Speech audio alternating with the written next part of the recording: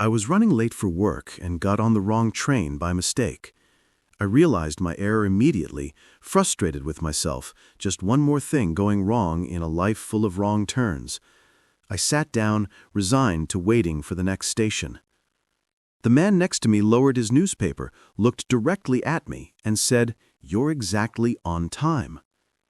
Before we dive in, have you ever had a moment where something that seemed like a mistake turned out to be exactly what you needed? Drop your answer in the comments below. And if you love stories about synchronicity, finding purpose, and trusting the universe's timing, please subscribe so you don't miss our next one.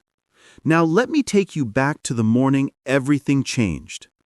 I worked as a sales specialist for a tech company, cold calling businesses, pitching software solutions, hitting quotas. The pay was decent.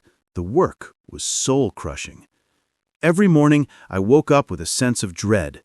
Every evening, I came home exhausted from pretending to care about conversion rates and quarterly targets.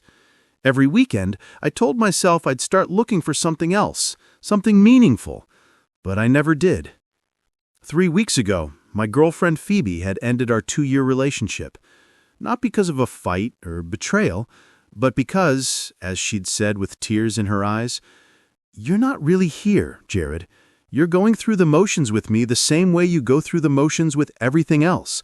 I love you, but I can't be with someone who's this disconnected from their own life and doesn't want to change." She was right. I knew she was right, but I didn't know how to fix it. On a Tuesday morning in November, I was running late. I had hit snooze 3 times, dragged myself through a shower, and rushed to the subway station with wet hair and a growing sense of resignation about the day ahead.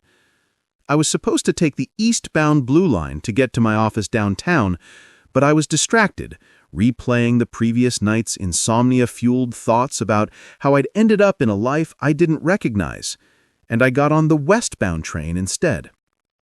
I didn't realize my mistake until the train had been moving for 2 minutes, and I looked up at the station map. Wrong direction. Completely wrong. "Damn it," I muttered, slumping in my seat. Of course, just one more thing going wrong. One more example of how I couldn't even get the basic things right anymore. The train was relatively empty, just a few other commuters scattered throughout the car. I was sitting near the middle, next to an older man in his 60s. He was well-dressed in a way that suggested quiet success rather than showiness. Nice coat, clean but not flashy, reading a newspaper with reading glasses perched on his nose. I pulled out my phone to text my manager that I'd be late. Again. As I was typing, the man next to me lowered his newspaper and spoke. "You're exactly on time." I looked up, confused. "Excuse me?" He was looking directly at me, with an expression that was both kind and knowing. "You think you got on the wrong train, but you didn't." I blinked. "I'm sorry, do I know you?" "No, but I know you."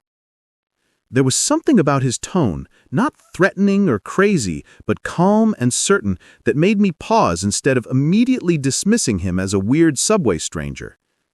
"I'm just going to the next station and switching trains. I'm late for work." "Work you hate?" he said. It wasn't a question. I stared at him. "How? You're a sales specialist. You're good at it because you're good at reading people and telling them what they want to hear. But you hate it because it feels empty, because you wanted to be a teacher, but your parents told you teaching didn't pay enough. And now you're miserable." My heart was pounding. I've never told anyone about wanting to be a teacher, not even Phoebe. It was a dream I'd buried at 18 when my father had sat me down and explained, with charts and salary comparisons, why education was a nice idea but not a viable career. "Who are you?" I asked, my voice barely above a whisper. "Someone who's been exactly where you are," he said. "You ended things with Phoebe 3 weeks ago. Not because you didn't love her, but because you knew you were living the wrong life, and she deserved better than half of you, half of someone who wasn't even sure who he was anymore." I felt like I'd been punched. That was exactly why I'd let Phoebe walk away. I'd told myself it was mutual, that we'd grown apart, but the truth was darker and more painful. I couldn't give her a real relationship because I wasn't a real person anymore. I was just someone going through motions, hitting marks, surviving rather than living. "How do you know these things?" I demanded. He smiled gently. 30 years ago, I was sitting exactly where you're sitting, lost, on the wrong train, and someone helped me find my way back. He reached into his coat pocket and pulled out a small envelope. "There's an address here. When we get to the next station, you're going to get off this train and go there. It's going to seem random, you're going to have doubts, but trust me, it's exactly where you need to be." "This is insane. I don't even know you. I'm not going to some random address." "You can go to work," he interrupted calmly, "back to the job you hate, the life you're sleepwalking through, the slow death of becoming someone you don't recognize. Or you can trust that the universe just redirected you, that getting on the wrong train was exactly right. The choice is yours." The train was slowing down, approaching the next station. The man held out the envelope. I stared at it, my rational mind screaming that this was crazy, that strange men on trains were not to be trusted, that I should go to work and forget this ever happened. But something else, some part of me that had been dormant for years, whispered, "What if he's right? What if you're supposed to be here?" The doors opened. People got on and off. The warning chime sounded. The door started to close. In the last possible second, I grabbed the envelope and jumped off the train. I turned immediately to look back through the window, to ask the man more questions, to demand answers, but when I looked at his seat, it was empty. Completely empty. He was gone. But that was impossible. The train hadn't moved yet. He couldn't have gotten off. I would have seen him. He couldn't have moved to another car in the split second I'd turned away. Yet the seat was empty, as if he'd never been there at all. I stood on the platform, heart racing, holding the envelope. Around me, commuters hurried past, completely normal, completely unaware that something impossible had just happened. With shaking hands, I opened the envelope. Inside was a single piece of paper with an address written in careful, old-fashioned handwriting. Northwood Community Center, 847 Jefferson Street. Ask for Kendra. She's expecting you. Below the address was a single additional line. You're a teacher. Stop pretending you're not. I stared at the paper for a long time. Every rational part of my brain said this was insane. I should throw away the paper, get on the next train, go to work, forget this bizarre encounter. But I couldn't, because everything the man had said was true. Because I was a teacher, or I was supposed to be, and I'd spent 10 years pretending I wasn't. Because something about this moment felt like the universe had just cracked open and shown me a door I didn't know existed. I pulled out my phone and typed the address into Google Maps. Northwood Community Center was in a neighborhood I'd never been to, about 30 minutes away by subway and bus. A community center I'd never heard of. I texted my manager. Family emergency. Won't be in today. It was a lie. But going to work felt like a bigger lie. I went to the address. The Northwood Community Center was a modest 2-story building in a quiet residential neighborhood. It looked like it had been there for decades, brick facade, well-maintained but clearly operating on a tight budget. A sign out front listed various programs, ESL classes, job training, youth programs, adult education. I stood outside for a full 5 minutes, second-guessing myself. This was crazy. I was crazy. I should turn around, go home, pretend this morning never happened. But I pushed open the door. Inside was a small reception area with worn but clean furniture and bulletin boards covered in community announcements. A woman in her 40s sat at the front desk, typing on a computer. "Can I help you?" she asked, looking up with a friendly smile. "I'm looking for Kendra," I said, my voice uncertain. "Kendra Franklin? She's in room 3. Just finished her morning literature class. Should be wrapping up now. Down that hall, 3rd door on the left." "Thank you." I walked down the hallway on legs that felt disconnected from my body. This was real. The place was real. Kendra was real. What was happening? I reached room 3 and looked through the small window in the door. Inside, a woman in her 50s was talking to a small group of adults, maybe 8 people of various ages, who were seated at tables with books and papers in front of them. The class appeared to be ending. People were packing up, thanking her, heading for the door. I stepped back as the students filed out, nodding politely as they passed. Then the woman inside, Kendra presumably, looked up and saw me through the window. She smiled and waved me in. "Can I help you?" "Are you Kendra Franklin?" "I am. And you are?" "Jared Slater. Someone told me to come here, to ask for you. They said you were expecting me?" Kendra's expression shifted from friendly to curious. "Expecting you? I'm sorry, I think there might be some confusion. I wasn't expecting anyone today." I pulled out the paper, showed her the address. "Someone gave me this. On the train. He said you were expecting me." Kendra took the paper, studied it, her brow furrowed. "This is my handwriting, but I didn't write this. At least I don't remember." She paused, looked at me more carefully. "Are you a teacher?" "No. I mean, I wanted to be, but I'm in sales now. Software sales." "But you wanted to teach," Kendra said, not a question, but a statement. "Yes, I even took some classes in college, but you have that look, the look of someone who's doing the wrong work." She gestured to the now empty classroom. "This is our adult literacy and education program. We teach reading, writing, basic math, GED preparation. It's all volunteer-based. We can't pay much, just a small stipend for coordinators. But we're always desperately short on teachers, especially teachers who actually care." Something in my chest tightened. "I don't understand. Who sent me here? The man on the train. How did he know about you?" Kendra shook her head slowly. "I have no idea. But Jared, I learned a long time ago not to question coincidences. You're here. We need help. You wanted to be a teacher. Maybe that's all that matters." "I haven't taught anything in years. I wouldn't even know where to start." "Our next session is tomorrow evening, 6 p.m. Come observe, see what we do, see if it feels right. If it doesn't, you walk away and chalk this up to a strange morning. If it does," she smiled, "well, then maybe the person on the train knew what they were talking about." I stood there, overwhelmed. "Okay, tomorrow at 6, I'll be here." "Good. I'll see you then."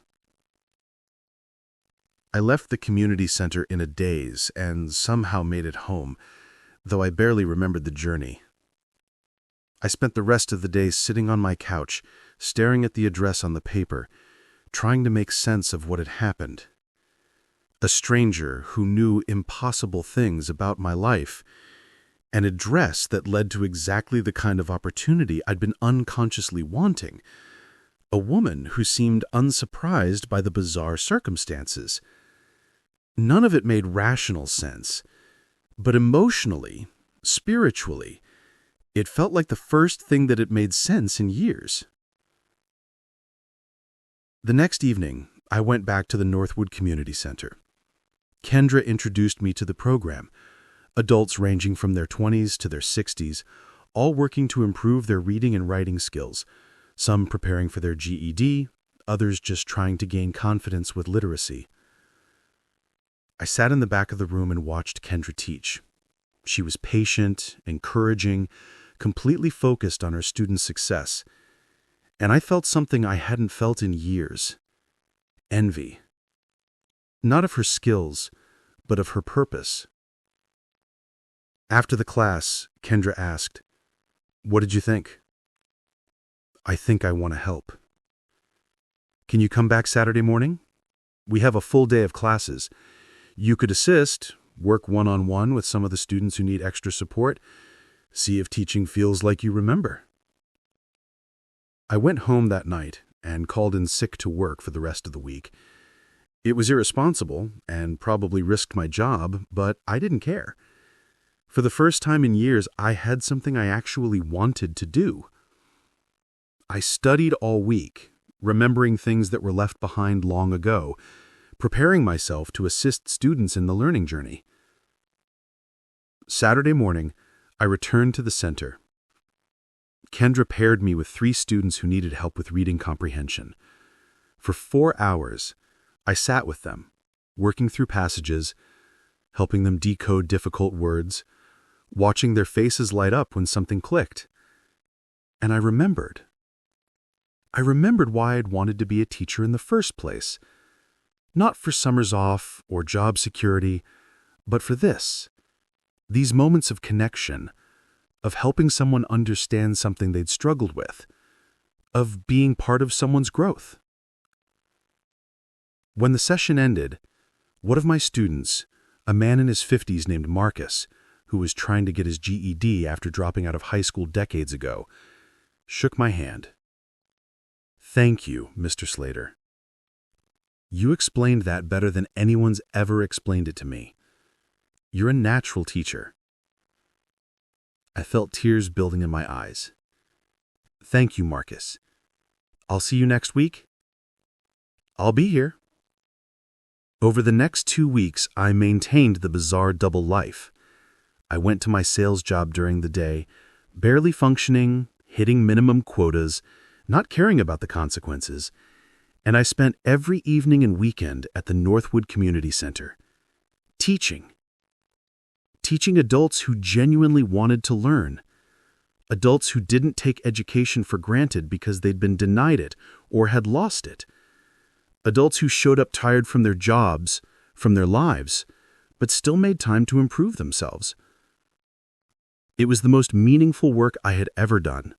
3 weeks after the morning on the train, I walked into my manager's office and quit. "I'm sorry to hear that, Jared," my manager said, though he didn't look particularly surprised or concerned. "Can I ask what you're moving on to?" "Teaching. Adult education." "That's quite a change." "Does it pay well?" "No, but it pays enough." It did pay enough. Barely. Kendra offered me a part-time paid position as an education coordinator, which meant I'd be teaching, developing curriculum, and recruiting other volunteer instructors. The salary was less than half what I'd been making in sales. I'd use my savings until I figured something out. But I didn't hesitate, because for the first time in 10 years, I was choosing the right thing instead of the practical thing. On my first official day as education coordinator, I arrived early and found Kendra setting up for a Saturday session. "Nervous?" she asked. "Terrified," I admitted. "I keep wondering if I'm making a huge mistake." "You're not. I've watched you with the students these past few weeks. This is what you're meant to do." "How did that man on the train know to send me here? How did he know about you?" Kendra paused in her setup, considering. "I've been wondering that too. The only thing I can think of is that about a month ago, I posted on a local educators forum that we were looking for volunteer teachers. Maybe someone who saw that post. I don't know. It doesn't quite make sense." It didn't make sense. None of it made sense. But I'd stopped trying to make it make sense. 2 months into my new position, I met Julia. She was a public school teacher who volunteered at the center on Saturday mornings, teaching a literacy class for non-native English speakers. She was 27, with an infectious enthusiasm for education and a laugh that made everyone around her smile. We started talking during breaks between classes. Then we started getting coffee after Saturday sessions. Then we started seeing each other outside the center. "I love that you made this change," she told me one evening over dinner. "You said you were unhappy, but you could have stayed comfortable where you were." Except I realized it wasn't comfortable at all. "And besides, I got lucky," I said. "Someone pointed me in the right direction." "That's not luck," Julia said firmly. "That's courage. Luck got you information. Courage made you act on it." Maybe she was right. Maybe the man on the train had just provided information I could have found myself if I'd been looking. Maybe I'd given him too much credit for what was ultimately my own decision. But I didn't really believe that.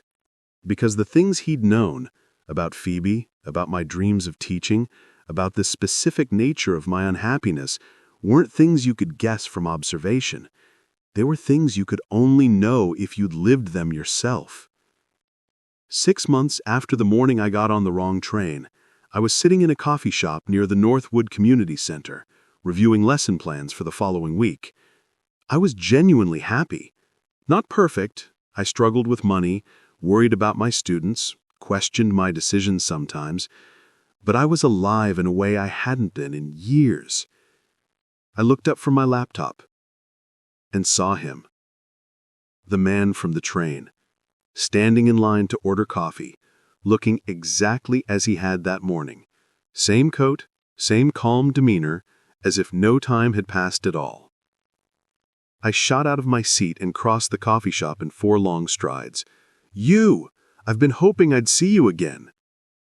He turned, smiled, as if he'd been expecting me. "Hello, Jared. You look well." "How did you know? How did you know about the Northwood Community Center? About Kendra? How did you know that that was where I needed to be?" He collected his coffee from the barista, gestured to an empty table. We sat. "Because 30 years ago," he began, "I was exactly where you were. Lost. Miserable. On the wrong train, literally. And a stranger sat next to me and told me things about my life I'd never told anyone. And he gave me an address that changed everything." "So you're passing it forward," I said. "Paying it forward, or whatever." "Something like it. When I see someone at the right moment of change, at the intersection of wrong train and right timing, I help redirect them.